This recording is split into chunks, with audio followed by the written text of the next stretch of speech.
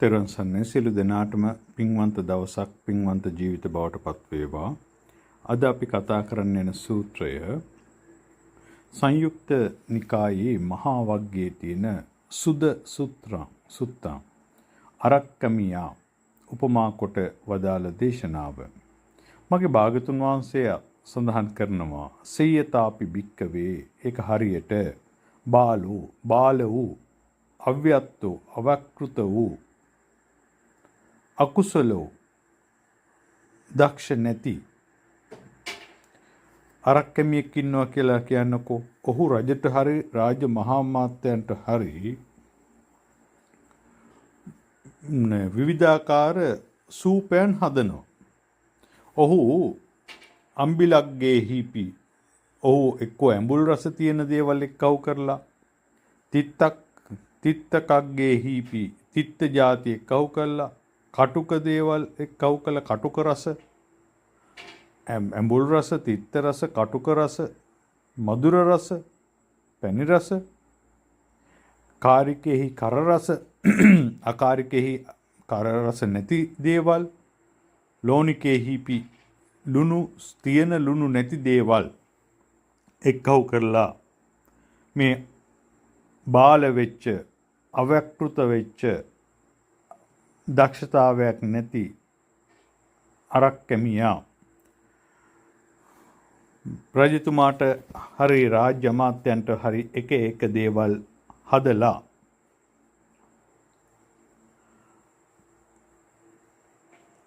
මෙහෙම හිතනවා අනේ මේ රජතුමා මේ මගේ සූපයට කැමති වෙයි. ඒකේ ಗುಣ කියයි. ඒක නිතර ගන්න අත දික් කරයි. ඒක අරගෙන මටත් ඒක වර්ණනා කරයි කියලා හිතනවා කියලා කියනවා.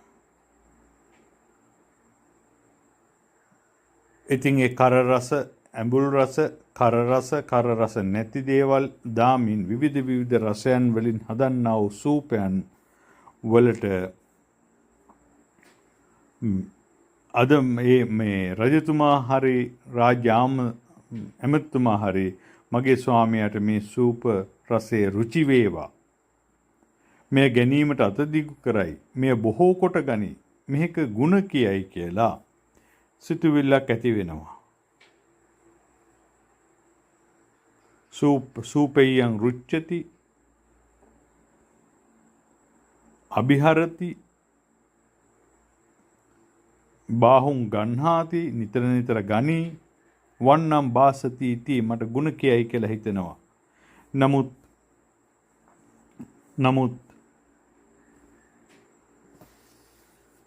ඒ මහණෙනි ඒ බාල වූ අව්‍යක්ෘත වූ අදක්ෂ වූ බාලෝ අව්‍යක්ෘතෝ අදක්ෂෝ අකුසලෝ අරක්කමියා දක්ෂ නැති හින්දා ඒ ආහාරය තුල රසයක් උපද්දව ගන්න මේ රසකාරක වලින් රසවත් කරන දේවල් වලින් ඒ අදක්ෂ වූ අරක්කමියට වස්ත්‍ර ලැබෙන්නේ නැහැ කියලා කියනවා.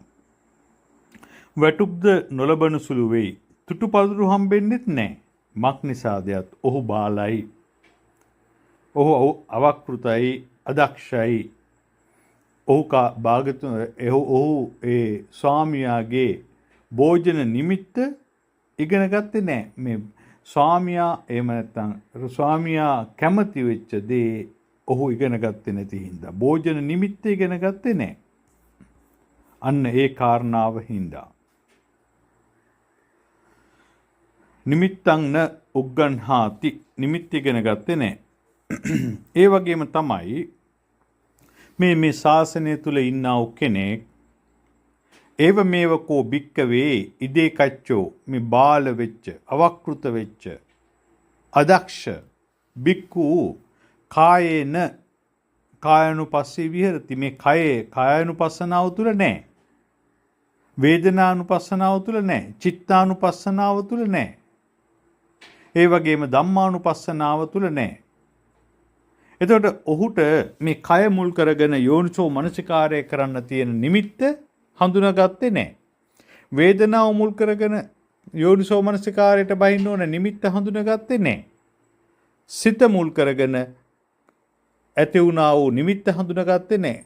ධර්මතා මුල් කරගෙන යෝනිසෝ මනසිකාරය තුල සිටීමට හේතු වන්නා වූ නිමිත්ත හඳුනාගත්තේ නැහැ.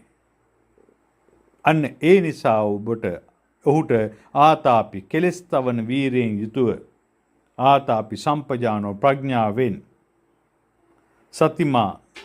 සතිමත් භාවයේ සතිය සිහිය පවත්වන්නට බැරි වෙනවා. විනය්‍ය ලෝකේ දුරු වෙන ආකාරයට මේ ලෝකයට ඇලීම් ගැටීම් ලෝභ දේශ දුරු වෙන ආකාරයට ආතාපි සම්පජානෝ සතිමා විනය්‍ය ලෝකේ අභිඥා දෝමනස්ස කියන ආකාරයට ඉන්න බැරි වෙනවා. මොකද ඔහු නිමිත්ත හඳුනා ගන්න දක්ෂ වුණේ. අර රජතුමාගේ මොනවටද කැමති කියලා හඳුනා ගන්න බැරි වුණාසේ සූපවේදියාට මෙතන මේ කායනුපස්සනාව තුළ කයේ ඉරියව් පවත්වන්නට වෙන්නේ එක ඉරියව්වක ඉඳලා අනිත් ඉරියව්වට යන්න වෙන්නේ තමාගේ පවතින මොහොතේ දුක තුල හිටපු හින්දා සැපයක් වෙනුවෙන්මයි ඒ සැපේ තුල තේහා සමාන දුකක් තියෙනවා කියලා මේ කයි ඉරියාපත භාවනාව වේවා. ගච්ඡන්තෝ වා ගච්ඡාමිති පජානාති කියලා කියන්නේ තිතෝ වා තිතෝම්හිති පජානාති. අනේ ඒ ඉරියව්ව අවබෝධ කරගන්නට බැරි වුණා. නිමිත්ත ගත්තේ නැහැ. වේදනාව හඳුනාගෙන සැපයක් දැනෙන්නට දුක දැක්කේ නැහැ. දුකක් දැනෙන්නට සැපේ දැක්කේ නැහැ. අන්න වේදනාවේ නිමිත්ත ගන්න බැරි වුණා.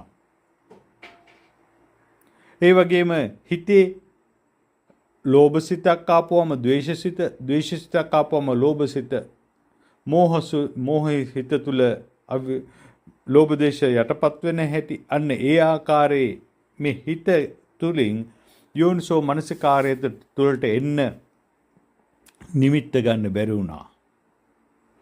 ඒ වගේම ධම්මානුපස්සනාව තුළ ඔබට තීන විද්‍යාවක් ඇති වෙද්දී ප්‍රඥාවක් ඇති වෙද්දී සමාධිය තුළ ඇති වෙද්දී ඒ වසියල්ලම ධර්මතා. ඒ ධර්මතා මුල් කරගෙන යෝනිසෝ මනසිකාරයට නිමිත්ත ගන්නට බැරි වුණා කියලා භාග්‍යතුන් වහන්සේ සඳහන් කරනවා. අන්න ඔහු තථායිසෝ භික්කවේ බාලෝ මේ බාල වූ අවක්ෘත වූ අකුසලයේ තුල ඉන්න ඔබික්කු සකස්ස චිත්තස්ස නිමිත්තං න ගන්හාති. ඒකින්ද මෙන්න මේ නිමිත්ත හඳුනා ගන්න බැරි වෙච්ච හින්දා ඔහුට මේ ශාසනයේ ditta ධම්ම සුඛ විහරණය ලැබෙන්නේ නැහැ. න ලාභී සති සම්පජඤ්ඤස්ස මේ සති සම්පජඤ්ඤය ලැබෙන්නේ නැහැ. ඇයි හේතුව? නිමිත්තං න උග්ගන්හාති මේ නිමිත්ත සකසා ගන්නට බැරි වෙච්ච හින්දා කියලා.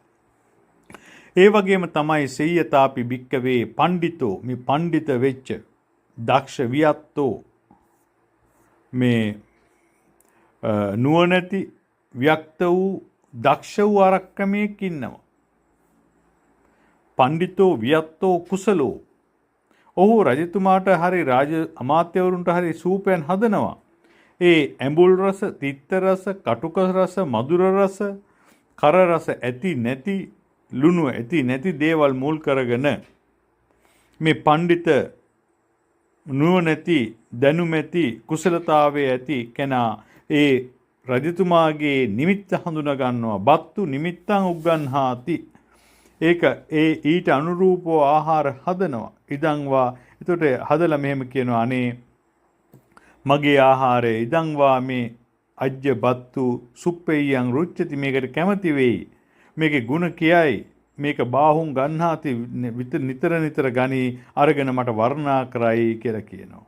මෙන්න මේ ආකාරයට විවිධ රසයන් මුල් කරගෙන ඒ ආකාරයට කැම ಜಾති හදද්දී ඒ සකෝසෝ භික්කවේ පණ්ඩිතෝ ඒ පණ්ඩිත වූ නුවණැති වූ දක්ෂ වූ කුසලතාවයේ තුල ඉන්නා වූ සූපවේදියා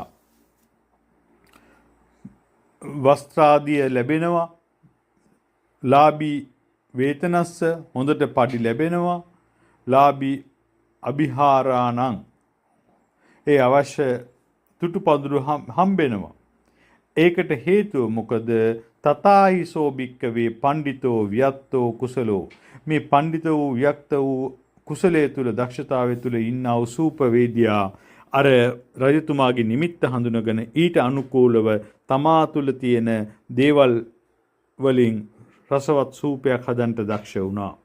අන්න ඒ වගේ මේ ශාසනය තුල ඉන්නා වූ පඬිත වියත් කුසලයේ තුල ඉන්නා වූ භික්ෂුව මේ කය මුල් කරගෙනද වේදනාව මුල් කරගෙනද චිත්තානුපස්සනාව මුල් කරගෙනද ධම්මානුපස්සනාව මුල් කරගෙනද යෝනිසෝ මනසිකාරය කිරීමට අවශ්‍ය නිමිත්ත අරගෙන ඊට අනුකූලව යෝනිසෝ මනසිකාරය කරනවා. කයේ ඉරියව් දිහා, හුස්ම රැල්ල දිහා, ඒ හැම දෙයක් ගැන ආහාර ගනිද්දී, බොද්දී, රස විදිද්දී, ගච්ඡන්තෝ වා ගච්ඡාමීති පජානීති, තිතෝ වා තිතෝම්හීති පජානීති, ඒ ආකාරයට ගමන් කරද්දී, හිටගෙන ඉද්දී, නිදාගද්දී හැම තැනකදීම මෙන්න මේ නිමිත්ත හඳුනා ගන්නවා.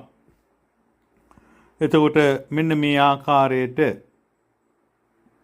නිමිත්ත හඳුනාගෙන ඊට අනුරූපව මේ කායානුපස්සනාව තුළ වේදනාව ප්‍රකට වෙන්න වේදනාව තුළ, සිත ප්‍රකට වෙන තුළ සිත තුළ, ධර්මතා ප්‍රකට වෙන ධර්මතා තුළ ඒ හතරෙන්ම යෝනිසෝ මනසිකාරය තුළ ගිහිල්ලා මේ අදුක්කම සුඛ වේදනාව අනිත්‍ය දුක හැටියට දැන දැක මේ සතර සතිපට්ඨානය තුළ කිසිවක් මර්ථ නොපිහිටනවා. අත්ති කායෝති වා 50 මේ අවිද්‍යාව නිසා ඇතිවෙනා වූ කය ගැන, ඒ අවිද්‍යාව නිසා ඇතිවෙනා වූ වේදනාව, අවිද්‍යාසගත හිත ගැන, ධර්මතා ගැන ඔහු සතිපච්චුපට්ඨිතෝ හෝති, සති සම්පජන්‍ය තුල ඔහු දක්ෂ වෙනවා. යාවදේව ඥානමත්තාය, ඥාන දර්ශන ඇති කරගන්න, අනිසිතෝච විහෙරති, ඒ වගේම කෙලෙස් වලින් තොරව මේ ලෝකයේ තුල ඉන්න, නචකින්චි ලෝකේ උපාදීති, වේදනාව පිරිසිදු දැක්ක හින්දා තණ්හාව ඇති වෙන්නේ නැහැ. තණ්හාව නැත්නම් උපාදාන නැහැ. අන්න ඔහු තමයි නචකින්චි ලෝකේ උපාදීති. මේ ආකාරයට ලෝකයේ මත ඉඳිමින් නොපිහිටා ජීවත් වීම සඳහා හේතු සකස් කරගන්නේ ඒ දක්ෂයා. ඒ දක්ෂභාවයේ ඇති උනේ යෝනිසෝ මනසිකාරය කිරීමට නිමිත්ත අරගෙන ඊට අනුරූපව යෝනිසෝ මනසිකාරය කිරීමෙන්. ඉතින් ඔබටද මටද මේ නිමිත්ත, යෝනිසෝ මනසිකාරයේ නිමිත්ත, කය හරහා එන්නා වූ නිමිති, වේදනාව හරහා එන්නා වූ නිමිති, හිත හරහා එන්නා වූ නිමිති, ධර්මතා හරහා එන්නා වූ නිමිති හඳුනාගෙන ඊට අනුරූපව සැප දුක උපේක්ෂා ආදී වූ වේදනා පිරිසිදු දැක තණ්හාවෙන් නිදහස, උපාදාන කෙලෙස් වලින් තොරව උපදි විවේකයේ තුල, පවිවේක විවේකයේ තුල මේ ශාසන ප්‍රතිලාභයේ ditta ධම්ම සුඛ විහරණයට සමාධි හිත සමාධිමත් කරමින් ජීවත් වීම සඳහා වැඩියෙන් හේතු සකස් කර ගැනීමට අපි දක්ෂ වෙමු. නිමිත්ත හඳුනාගෙන යෝනිසෝ මනසිකාරය කරමු. ඒ සඳහා වැඩියෙන් හේතු සකස් වෙන්නා වූ පින්වන්ත දවසක් ජීවිතයක් වේවා. තෙරුවන් සරණයි.